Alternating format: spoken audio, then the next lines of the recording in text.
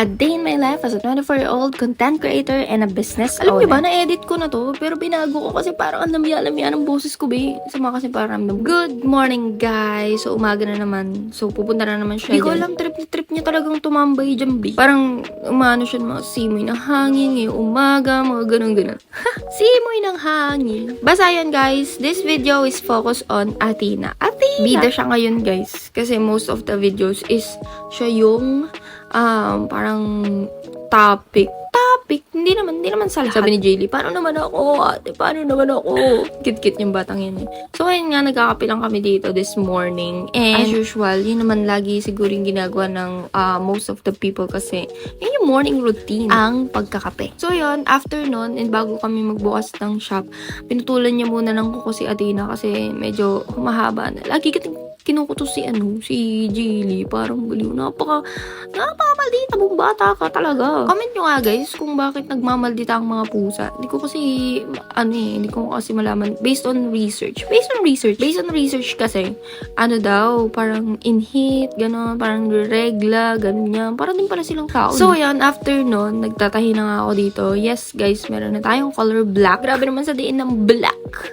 So, yan, tatahi nga tayo dito. Kasi nga, wala. Ano lang to, parang para may stock tayo ba? And yun nga, yung black natin ngayon is medium. Medium siya, guys. Hindi lang siya parang ganun ka, parang oversize, pero size large pa rin siya. Same length siya. Hindi siya same width. So, ang price difference niya is maybe 2 pesos or 3 pesos below lang. So, yun, pinak ko na nga yung order ni Miss Marinel dyan kasi i-drop na natin siya sa J&T later. So, ayun, since siya nga ay part ng first 3 na customer natin, meron tayong pag-gift sa kanya. Syempre, parang thank you so much for the support. Talagang effort niyan, hulaan nyo kung alin dyan yung in-order niya lang.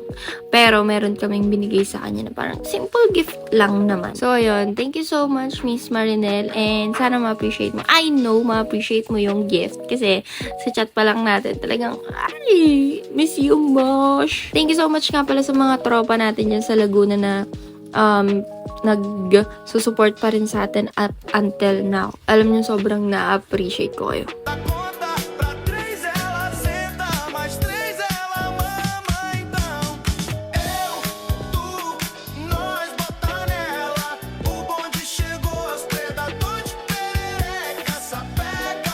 So, yun guys, TikTok nga lang si Bading dyan habang nagbabantay ng tindahan. And, ayun, after nun is may bumili na nga dito ng mga, mga favorite nating customer.